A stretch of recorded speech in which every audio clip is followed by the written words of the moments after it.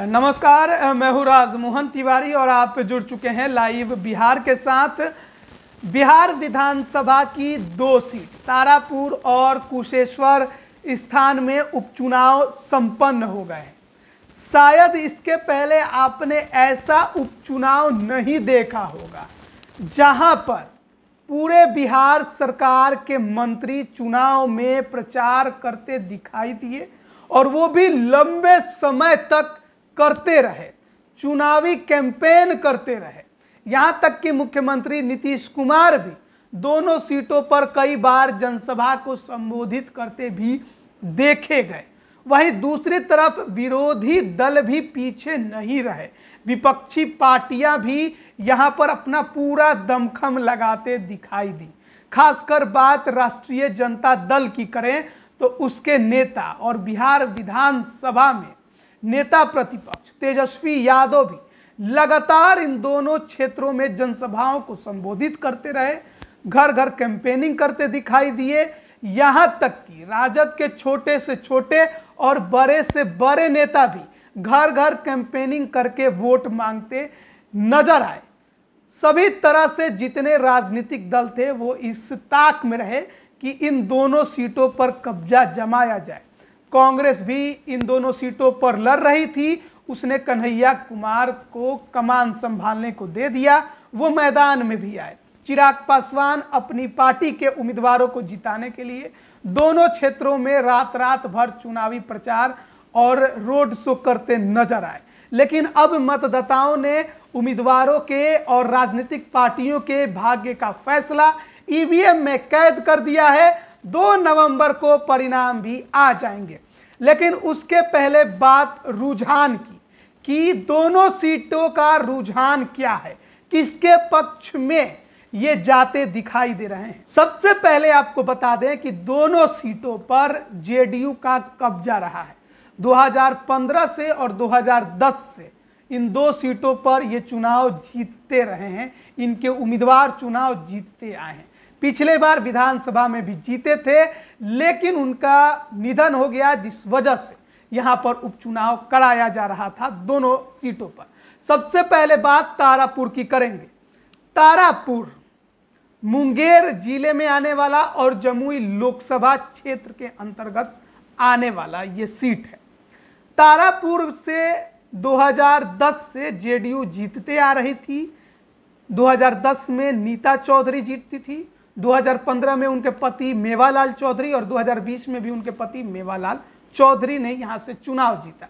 लेकिन कोरोना की दूसरी लहर के दौरान उनका निधन हो गया, जिस वजह से यहां पर उपचुनाव कराया जा रहा था। जेडीयू ने एक बार फिर से कुशवाहा समुदाय से आने वाले राजीव कुमार सिंह को टिकट दिया, तो वहीं पर गेम खेलने की कोशिश की राष्ट्रीय जनता दल ने और टिकट दिया वैश्य समाज से आने वाले अरुण शाह को। यादव और मुस्लिम से इतर एक वैश्य समाज के व्यक्ति को राजद ने उम्मीदवार बनाया। लोजपा रामविलास ने यहां से चंदन सिंह को उम्मीदवार बनाया, वहीं कांग्रेस ने राजेश कुमार मिश्रा को। लेकिन लड़ाई जेडीयू और आरजेडी के पक्ष में दिखाई दी। इन्हीं 2 के बीच में लड़ाई थी। शुरुआती रुझान अरुण शाह के पक्ष में थे। नामांकन के बाद से जिस प्रकार का माहौल था वो साफ साफ अरुण शाह के पक्ष में दिखाई दिया और इससे चिंतित होकर जनता दल यूनाइटेड ने पिछले कई दिनों से यहां पर कैंपेनिंग शुरू की और बूथ स्तर पर मैनेजमेंट करना प्रारंभ किया। हम जातिगत आंकड़ों की बात इस वीडियो में नहीं करेंगे, क्योंकि कई वीडियो जिसके पहले भी किए गए हैं और हमने भी आपको बताया है, कई और चैनलों ने भी बताया है यहां जातिगत आंकड़े क्या रहे हैं। लेकिन जो फैक्टर वोट थे वो कहा जा रहा था कि कुशवाहा और वैश्य समाज यहां पर ये तय करेंगे कि जीत किसकी होगी। कुशवाहा समुदाय का वोट जेडीयू के पक्ष में जाने की बात सामने आई है, वहीं या मुस्लिम और यादव का वोट आरजेडी के पक्ष में, सवर्णों का अच्छा खासा वोट एनडीए के पक्ष में भी गया है, लेकिन कुछ हद तक आरजेडी को भी मिला है। लेकिन जिस प्रकार से यह कहा जा रहा था कि वैश्य वोट यहां निर्णायक साबित होगा, वो एकदम सटीक साबित हो रहा है। वैश्य समुदाय के मतदाता ही यहाँ पर तय करते नजर आएंगे कि जीतेगा कौन। लेकिन बात यही है कि वैश्य समाज ने वोट किसको किया है। देखिए, वैश्य समाज शुरुआत से ही बीजेपी का कोर वोटर माना जाता रहा है, लेकिन बाद में उससे छिटका भी है। हालांकि इसके बावजूद बिहार में वैश्य वोटर एनडीए को ही वोट करता रहा है। लेकिन इस बार के चुनाव में क्योंकि आरजेडी ने यादव चेहरे से इतर वैश्य समुदाय से आने वाले अरुण साह को उम्मीदवार बनाया था, जिनकी छवि भी काफी साफ सुथरी थी, उनको वैश्य समाज के वोटरों ने वोट किया है। लेकिन यहां पर निर्णायक साबित एक और फैक्टर हो रहा है, वो है बूथ मैनेजमेंट। जेडीयू के राष्ट्रीय अध्यक्ष लल्लन सिंह, जो कि मुंगेर से सांसद भी हैं, वो यहां पर पिछले कई दिनों से कैंपेनिंग कर रहे थे, लगातार चुनाव प्रचार भी कर रहे थे। लेकिन लल्लन सिंह को मैनेजमेंट गुरु भी कहा जाता है और कहा जाता है कि इनके मैनेजमेंट के आगे बड़े बड़े धुरंधर भी धूल में मिल जाते हैं। और तारापुर में भी यही होता नजर आया है। बूथ स्तर पर मैनेजमेंट किया है लल्लन सिंह ने और बूथ स्तर पर मतदाताओं को चिन्हित कर उनसे मुलाकातें की गई हैं। अब इन मुलाकातों का क्या प्रभाव वोटिंग पर पड़ेगा, ये तो 2 नवंबर को परिणाम बताएंगे। लेकिन जो रुझानें शुरुआत में अरुण साह के पक्ष में थी, उनके साफ छवि के वजह से, उनके वैश्य समाज से आने की वजह से, वो सभी पिछले कई दिनों में थोड़ी पिछड़ी हैं। जेडीयू प्रत्याशी राजीव कुमार सिंह को लेकर आपराधिक छवि की कई बातें कही गई। खुद उन्होंने एफिडेविट में बताया कि उनके ऊपर कई आपराधिक मामले हैं, उस वजह से वोटर उनसे थोड़ा छिटके थे। लेकिन लल्लन सिंह के बूथ मैनेजमेंट से उनके छिटके वोटर उनके पास भी आए हैं। हालांकि इसके बावजूद जो फीडबैक मिल रहा है, उसके अनुसार रुझान अरुण साह के पक्ष में है। लेकिन कांटे की लड़ाई के अनुसार अगर बूथ मैनेजमेंट लल्लन सिंह का पूरी तरह से कारगर रहा, तो फिर अगर 70% 60% भी कारगर रहा, तो ये जो रुझान है वो बदलता भी दिखाई देगा और यहाँ पर जेडीयू प्रत्याशी जीतते भी नजर आ सकते हैं। हालांकि फीडबैक के अनुसार 55% ये उम्मीद की गई है कि अरुण साह यहाँ से चुनाव जीतेंगे। 45% उम्मीद राजीव कुमार सिंह जेडीयू प्रत्याशी की भी रही है। वोट कटवा के तौर पर उतरे लोजपा रामविलास और राजीव कुमार मिश्रा ने कुछ खासे वोट नहीं काटे हैं। लेकिन कहा यह जा रहा है कि कांग्रेस के अलग लड़ने का नुकसान भी तारापुर में आरजेडी को दिखाई देगा। अब देखना है कि 2 नवंबर को रिजल्ट क्या आते हैं। अब बात करते हैं कुशेश्वर स्थान की।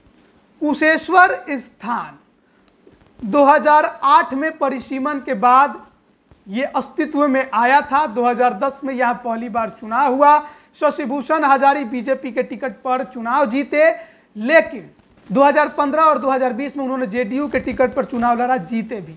लेकिन पिछले कई कुछ महीने पहले ही उनका निधन हुआ, जिस वजह से यहाँ भी उपचुनाव हो रहे थे। यहाँ से जेडीयू ने उनके बेटे शशिभूषण हजारी के बेटे अमन भूषण हजारी को उम्मीदवार बनाया और अमन भूषण हजारी यहाँ पर रुझानों के अनुसार आगे चलते दिखाई दे रहे हैं और इसके कई कारण भी है। कुशेश्वर स्थान में हमारे सहयोगी अमन लगातार चुनाव के दौरान मौजूद थे और अमन से जब हमने बात की तो उन्होंने कहा कि यहाँ पर सब साइलेंट वोटर नजर आ रहे हैं, खासकर महिलाओं ने बढ़ चढ़ कर चुनाव में हिस्सा भी लिया है और जेडीयू के पक्ष में वोट किया है। इसके कई कारण भी उन्होंने बताए हैं। सबसे पहला कारण उन्होंने बताया है कि शशिभूषण हजारी, जिनके बेटे हैं अमन भूषण हजारी, जो कि यहाँ से जेडीयू के प्रत्याशी भी हैं, वो जब भी चुनावी जनसभा में जाते थे, लोगों से मिलते थे, तो वो कहते थे कि पिताजी नहीं रहे, और पिताजी के जाने के कुछ दिनों बाद ही माँ भी चल बसी। ऐसे में अब आप ही मेरे माता पिता हैं, आप जनता ही हमको बताइए हम क्या करें। उन्हें ही वो माता पिता कह रहे थे और इसके लिए उन्हें सहानुभूति वोट मिलता नजर आ रहा है।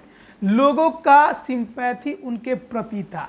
इसके अलावा यहाँ पर एक और फैक्टर काम कर रहा था, और दूसरा जो फैक्टर है वो है शराबबंदी।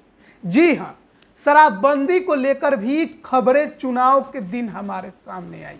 अमन ने हमें बताया कि कई महिलाएं जो कि अकेले में जब मिलती थी, साइड में लोगों के बीच नहीं, जब पुरुष वहां नहीं होते थे, तो वो कहती थी कि जब कि अभी शराबबंदी है तो छुप छुप कर शराब हमारे घर के पुरुष पीते हैं, उनके अंदर डर रहता है। लेकिन जब यहाँ से शराबबंदी खत्म हो जाएगी तब तो वो खुलेआम पिएंगे, उस समय उन्हें कौन रोकेगा।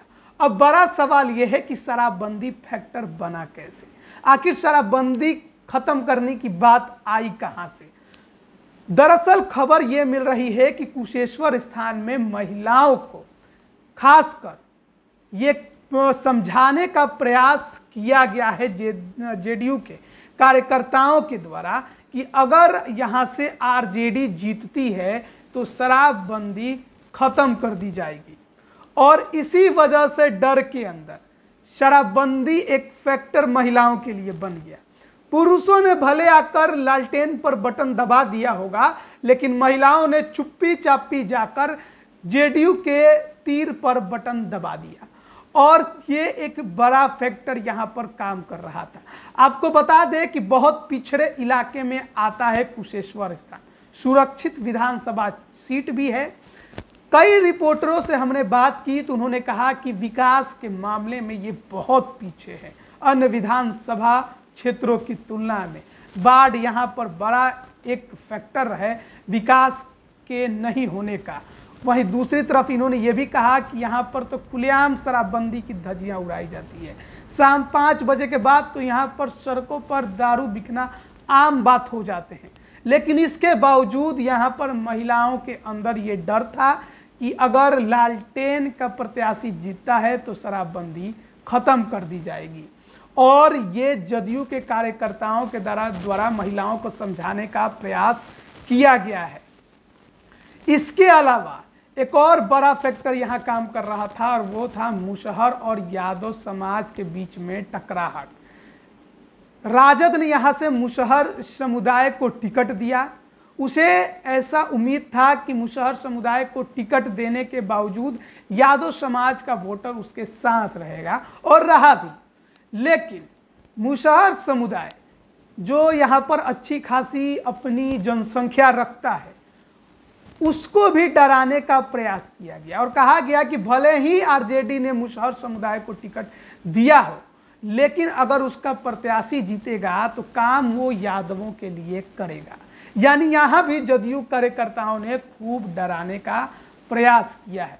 हालांकि इसके बावजूद मुशहर समुदाय का अच्छा खासा वोट आरजेडी को मिला है, लेकिन जो कोर वोटर रहे हैं एनडीए के, उन्होंने जेडीयू प्रत्याशी को वोट किया है, और महिलाओं ने खुलकर जेडीयू को वोट किया है, और इसी वजह से यहाँ से आरजेडी पिछड़ते नजर आई है। हालांकि राजद के तमाम नेताओं ने यह दावा किया है कि यहाँ पर साइलेंट वोटर उनके पक्ष में जाएंगे, और उन्होंने ये भी उम्मीद जताई है कि एनडीए के वोटरों ने नोटा का बटन दबाया होगा, लेकिन शुरुआती रुझान उनके पक्ष में नजर नहीं आ रहे हैं, जो कि फीडबैक के अनुसार हमें मिल रहे हैं। अब देखिए, दोनों सीटों पर लड़ाई किसके बीच है ये आप जानते हैं। कुशेश्वर स्थान में अतिरेक कुमार ने भी राजद को भारी नुकसान पहुंचाया है, और कहा यह जा रहा है कि हार जीत का जो अंतर होगा वो कांग्रेस को मिले वोट के बराबर होगा, और अगर ऐसा हुआ तो निश्चित तौर पर राजद पिछड़ जाएगी इस विधानसभा सीट पर। दोनों सीट जदयू के रहे हैं। अगर जदयू जीतती है तो वो ये दावा करेगी कि नीतीश कुमार का चेहरा अभी भी लोगों के सामने हैं, विकास पुरुष हैं और लोगों ने उनके चेहरे पर वोट किया है और एनडीए में उनका कद भी बढ़ेगा।